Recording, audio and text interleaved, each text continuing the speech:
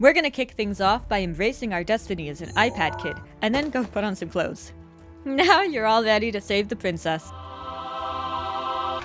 But first things first, rob this old man and steal his axe, and his apples too. This guy won't get mad at you. He'll see you as a kindred spirit and will tell you where you can go rob other things. Let's do it! But don't die. This one is easy. This one is cold. This one is very cold. This one is protected by scary lasers. Run away! What a good robbery! Look at all those shiny things. Now forget about all of them except for these! Bombs. They are the only ones that really matter, and they will solve like 99% of your problems. And if they don't, running away probably will. The old man is back! Yay! Show him your skills by robbing him again. This time you get a glider and he dies. It's okay though, he was already dead 100 years ago. He was also the king, but who cares about that? Nobody does when there's time to bomb stuff! Oh no, that's not working. Run away. Run all the way to Imba's house. It's basic manners to knock before you enter someone's home. Imba's so pissed off, she'll send you on a mission to go on another mission to go light a fire. But not just any fire, a super special blue fire that you have to carry up a mountain. And it will rain. There is always rain out to get you. It is everywhere. But hope is not lost. You can fight this by doing what Link does best, by taking a nap. You can stay at a campfire for free most of the time, but if it's raining, they'll all be out, so you'll have to spend money and stay at an inn. And of course, it's still raining after that. Well, did you light that special fire? Time for photography class! Can you take a picture? Too late! These have already been taken. You might have noticed, we don't know where anything is, so it'd be a good time to unlock the map. Let's go on an adventure to climb some big towers to unlock transportation powers. There are 15 towers to unlock the entire map. Thankfully, most of them are pretty straightforward. However, a few feature sadistic levels of suffering. We've got the Woodland Tower. Avoid the murder mud. You can't swim through it. If you like dying repeatedly to electricity, Ridgeland is perfect. We also have the Central Tower, where there are guardians everywhere. Go quickly, or get burned by lasers! Wasteland Tower features even more murder mud. And finally, Akala Tower. This is guarded by every enemy known to man and surrounded by goop. If you've made it this far, you've probably realized it sucks to have the health and stamina of a dehydrated sea slug. Which is why now is the perfect time to explore more shrines. There are many, and they are all over the place, so pick a direction and you'll find one eventually. Some offer unique opportunities to get decimated, so if you find the shrine is above your current skill level, it's totally okay to leave it for another day. Just by finding it, you'll be able to use it as a transportation spot and can return easily again in the future. But if you did complete the shrine, time to celebrate! Do that a couple more times until you have at least 4 spirit orbs. Then track down a statue. Thankfully, all these towns have the same decorators, so you'll find them everywhere. At first, an extra heart or a little bit of stamina won't feel like much, but this grind will pay off. Before you know it, you'll be able to scale mountains without immediately getting tired and falling into a nest of angry bokoblins. Now that we've covered personal growth, let's get materialistic! Make sure you're checking out all of the shops in every town. You'll find cool arrow types, food, and armor. And if you can't afford these things, find big rocks and challenge them to a duel. They hoard rare gems, which can be sold for some serious rupees. While we're at it, we should also find some great fairies. They can get a little expensive to unlock, but they are worth it, and they'll only steal your items after going through all your clothes. Most armor needs some serious monster farming to upgrade, so be prepared. One unintended consequence of me farming was getting better at the game. So proceed with caution. And now you're the strongest little sea slug in town, which means you can defeat enemies and rob them of their items. You'll also find yourself running out of storage space really quickly. This is when you start befriending Koroks and stealing their seeds. Get enough and you can trade him with this guy, Hetsu.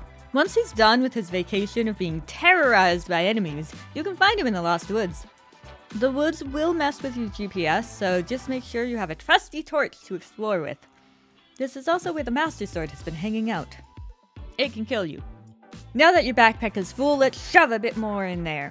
We need food! Thankfully, food never expires here because you'd be in real trouble trying to get a room at the inn smelling like month-old raw meat. Cooking in this game is easy. Just remember to kiss the cook. KISS in this case stands for Keep It Simple, Stupid. This is an important principle in Breath of the Wild cooking. Otherwise, it gets very complicated very fast, and you waste a lot of expensive ingredients and end up with many dubious foods. To avoid that, memorize 1 or 2 dishes and only cook those. For me, it's a single hearty durian. Cook one of these and it will be everything your heart desires, plus 4 extra hearts. They can be found here and here for easy and plentiful picking. Now you should be armored to the teeth, feeling like you ordered too much takeout, and probably suffering from the lack of sleep. So let's get back to the plot. Da-na-na-na-na-na, Death Mountain! Divine Lizard Beast. It's time to be cool, because we're about to get very hot. Either grab some fireproof elixirs and run all the way to Goron City ASAP to buy armor so you can stay alive, or enjoy being on fire. While you're busy beating the heat, your arrows are getting an upgrade. Regular arrows become fire arrows just by existing. As a matter of fact, all of your wooden items are on fire now, so have fun with that. Befriend local rock guys and go catch that lizard together. Utilize bombs for an ultimate cannon experience. Bombs are also great for riding minecarts and giving these guys a good snack. Once you sneak into the Divine Beast, enjoy this freaking awesome entrance! Side note, completely unrelated to the guide, but I absolutely adore how they did this dungeon. It's so creepy and an awesome juxtaposition to the fiery hellscape outside. But good things don't last long, so turn those lights back on. Make your way through these puzzles and make your way to Ganon. Not the real Ganon, but a cheap knockoff. Defeating him is a 3-part process. Spank him, bomb him, and arrow him. Now you'll have a shield. It breaks easily, but it's free and it comes back. So yay! Prepare to land, because we're flying into Rito Village, taking on the Divine Bird Beast. This is seriously the best place to sleep. Then go on a wild goose chase to a shooting range and rob the guy there. With his permission though, so it's totally cool. Time to live out your wildest fighter pilot fantasies! And more dungeon puzzles, of course, can't forget those. An important note though, this is a flying divine beast. You can fall! Windblight Ganon! He is just asking for bombs. Sometimes in arrow form. Go to town! Bam, bam, bam! And then go back to town with flight powers. Let's go chase some waterfalls, because we're heading to Zora's domain. Time to take on the Divine Elephant Beast. We're gonna see what everyone is gushing over in the form of this handsome hunk of fish. He'll make you fall in love, then send you to steal from the most terrifying creature in the game. Good news, you can also ride it. That's not all. Collect enough arrows and this handsome fish man will ask you to ride him too. Together you'll smash buttons in the most complicated way possible, while being chased by ice blocks. Good thing you have a skill to defeat those. As long as you didn't follow my advice earlier about forgetting them. Then make your way inside the elephant and enjoy being confused by the puzzles in here. If It Takes Two taught us anything, it's that ice and magnets go hand in hand.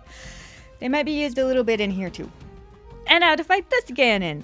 This made me feel like a rat stuck in a traumatizing science experiment thanks to his powerful ranged attacks.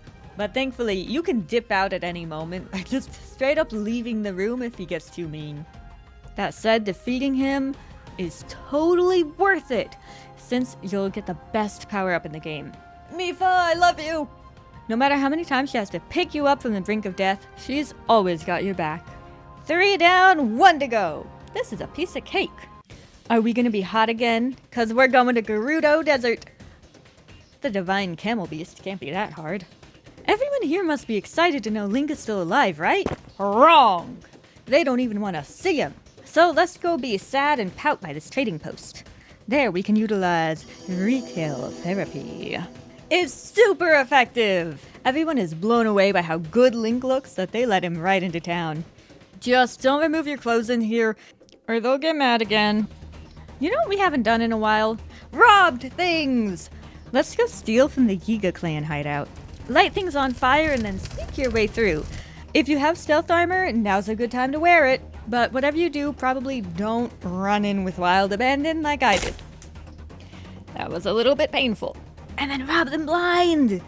And have the most fun defeating their boss. Next up is Sand Seal Racing! But on hard mode, since you have to do it while staying in a dome of protection and arrowing some feet. But just not your own if you can help it. This Divine Beast is a fun way to fall on your head and get a concussion. That's probably why it feels like you're just running around in circles. Ooh, this Ganon sparkles. Welcome to Thunderblight. To prepare, I recommend crying in a corner. But your tears will fuel him since he has the power of deadly electricity. Good luck! Try to parry if you can.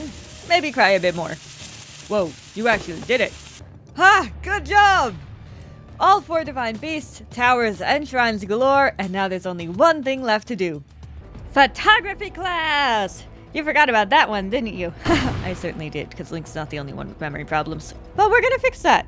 You'll want to go all of these places. And now it's time to do one final heist. The ultimate one of all.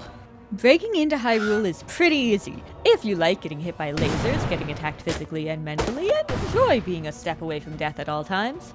If not, you might want to go in the back way where there's also a handy-dandy little shrine tucked away for easy transportation needs. Simply be a pirate and raid the pier, then light things on fire to gain entrance. Once you do that, it's as simple as getting lost in the castle, giving up, then climbing the tallest tower to fall into Ganon's boss room. Fight! Hit him with arrows here and unleash your fury when he goes Super Saiyan. Run around in circles, panicking while you wait for that to reload, please. Finally, you get his health down and he'll get pissed off, so he'll turn into a giant pig. How do you fight that? You get on a horse! Zelda will also be here to help by opening up some weak points, but I think she's still a little bit annoyed at Link for sleeping for the past 100 years because those weak points are always on the opposite side from where you're currently at. And then in an epic move, take him down once and for all. You did it! You beat Breath of the Wild! Great job! Now you can relax and know you never have to worry about Ganon again. Huh? There's another game? Oh, look! They noticed how often I cried during this.